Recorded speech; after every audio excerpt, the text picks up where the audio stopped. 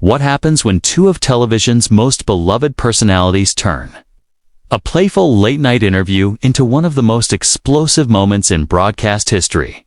The Tonight Show stagionormally, a sanctuary of laughter, applause, and easy charm, become ground zero for a confrontation that would shock millions of viewers and quietly mark the end of a legendary run. This wasn't a publicity stunt. It wasn't a rehearsed bit that went off the rails. This was real. This is what actually happened when Kelly Clarkson sat across from Jimmy Fallon and one seemingly harmless question ignited a chain reaction no one saw coming. Before we break it all down, make sure you're subscribed and drop a comment telling me which late-night host you think has handled controversy the best. Nowhere's how it all unfolded. The studio was electric that night, packed wall-to-wall with fans who'd waited months for tickets. When Kelly Clarkson stepped onto the Tonight Show set, the crowd erupted. She waved, smiling with her trademark warmth completely at home. She'd been here dozens of times before. Her chemistry with Jimmy had always felt effortless. They hugged. She took her seat. Jimmy flashed his familiar grin. Kelly Clarkson, everybody, he said, prompting another wave of applause. You look amazing. How are you? What's going on? I'm good, greet. Actually, Kelly replied, settling in. Busy as always, but I can't complain.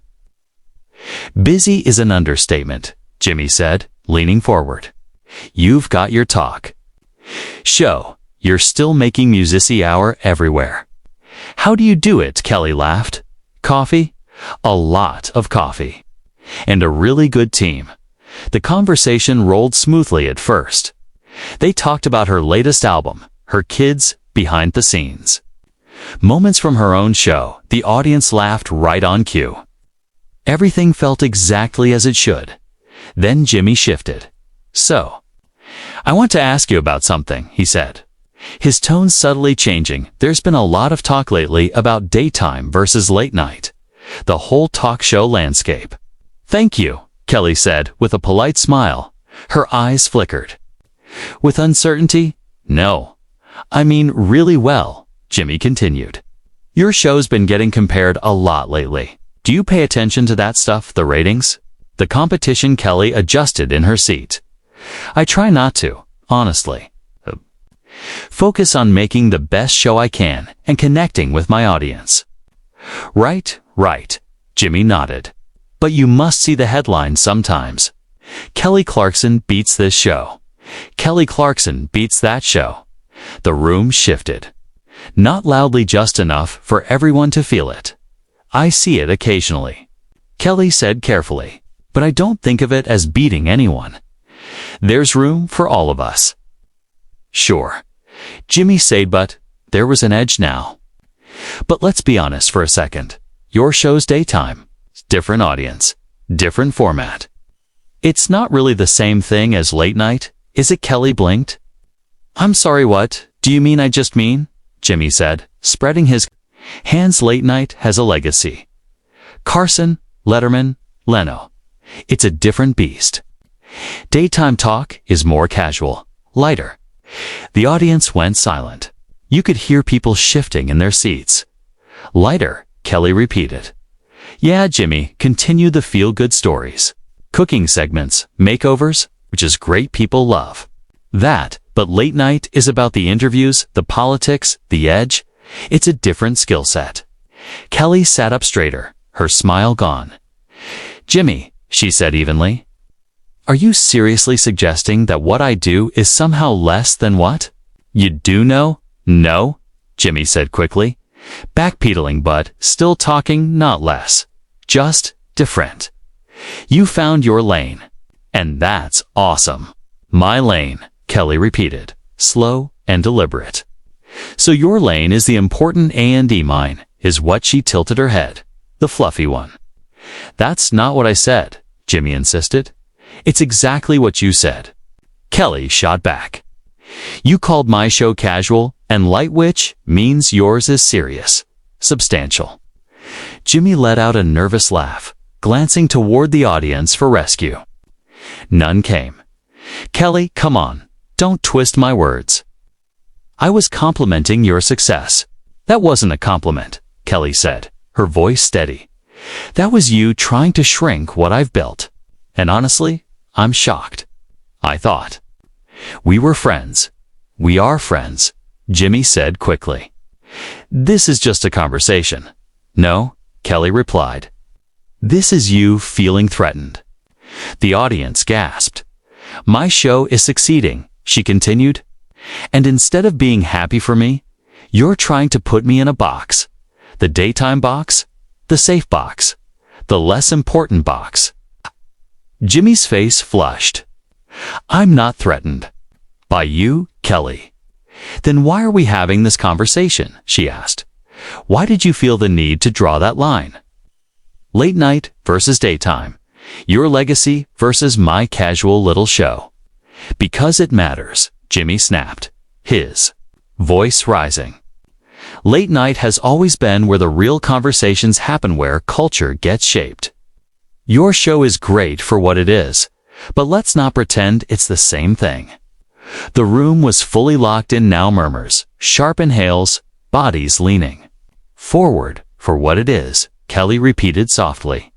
She held his gaze. Let me tell you what my show is.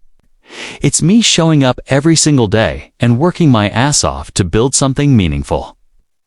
It's interviewing musicians, politicians, parents, strangers, people with real stories. It's being vulnerable, honest, human. She didn't blink. And?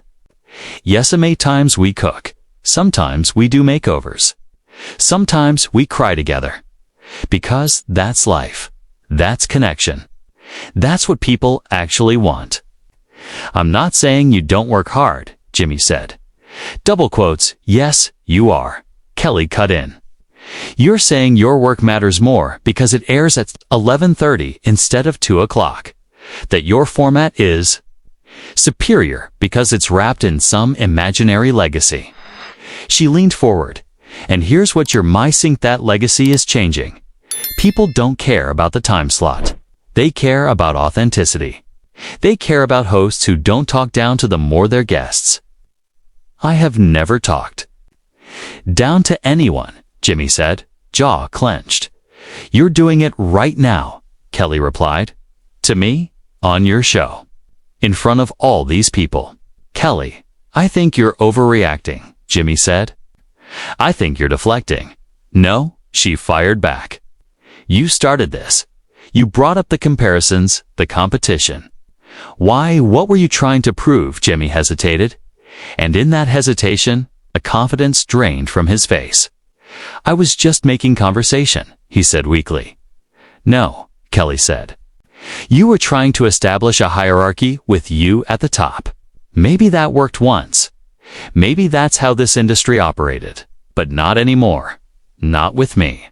The tension was suffocating. The roots sat frozen. The cameras kept rolling.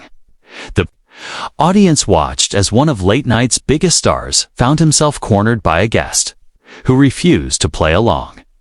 I don't know what you want me to say, Jimmy said at last. I want you to acknowledge what you did, Kelly replied. I want you to admit you disrespected me and my work. She didn't raise her voice. Say it. Jimmy, the standoff dragged on, neither of them willing to blink. The audience held its breath.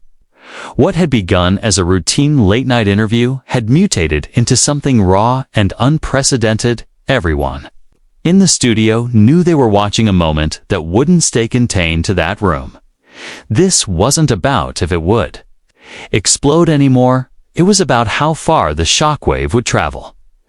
Jimmy glanced out at the audience, then back at Kelly. His expression hovered between irritation and panic.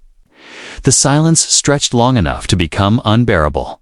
Finally, he spoke. Fine, Jimmy said, his voice tight. Maybe I could have phrased it differently. Is that what you want to hear? That's not an apology, Kelly said flatly. That's you trying to shut this down without taking responsibility. What do you want from me, Kelly? Jimmy snapped. You want me to grovel on my own show? I want honesty, Kelly said. From you? From yourself. In front of everyone watching. She didn't flinch. Do you believe what I do is less valuable than what you do? Yes or no?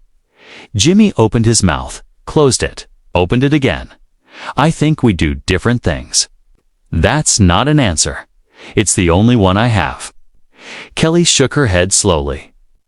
You know what the saddest part is? I used to admire you. I thought you were one of the good ones, Simeon, who lifted people up instead of cutting them down.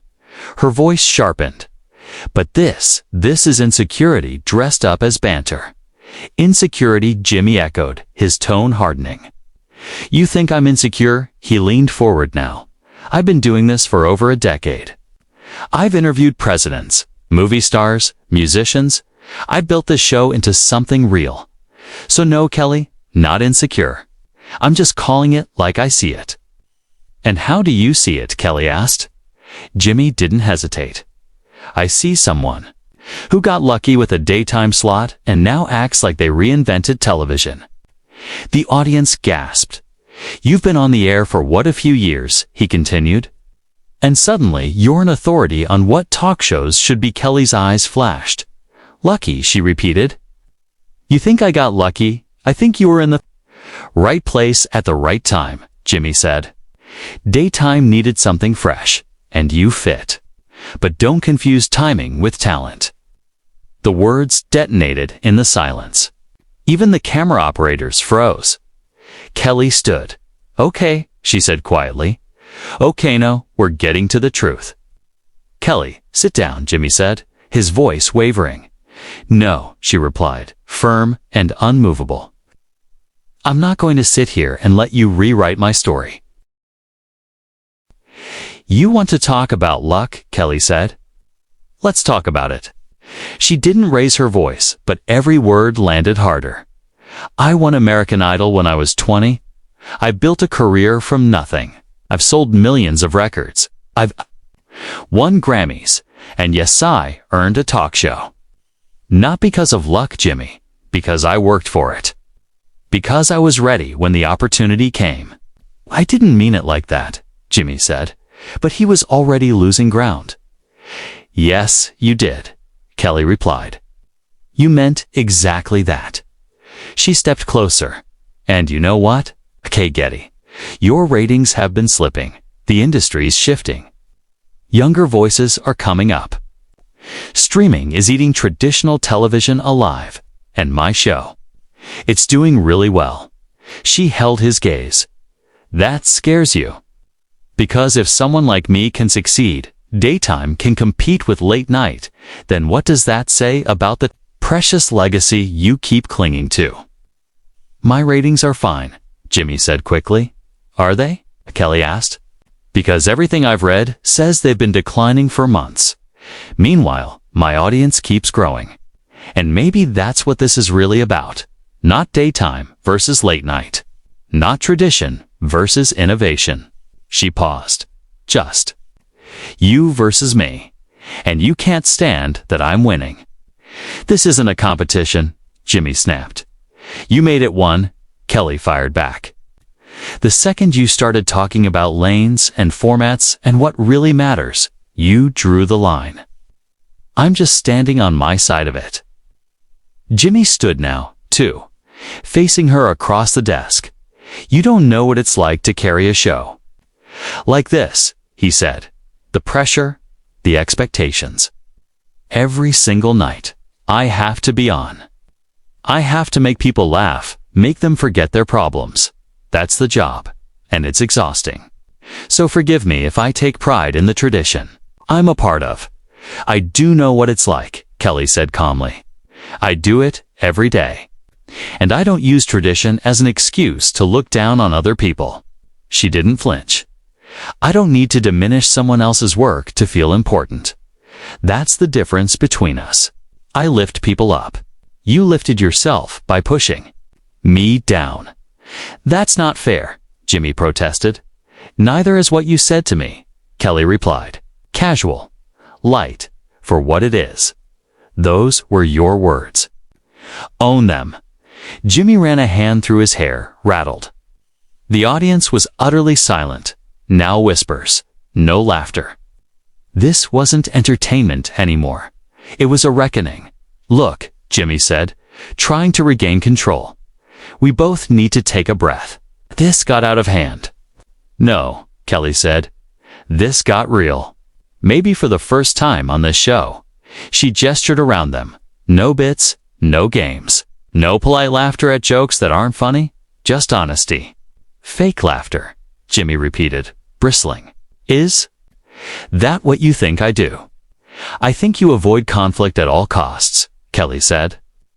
"I think you built your brand on being likable safe. And that works, until it doesn't. Until someone pushes back. Until you actually have to defend something instead of smiling your way out of it." "You don't know anything about me," Jimmy snapped. "I know what I see," Kelly said.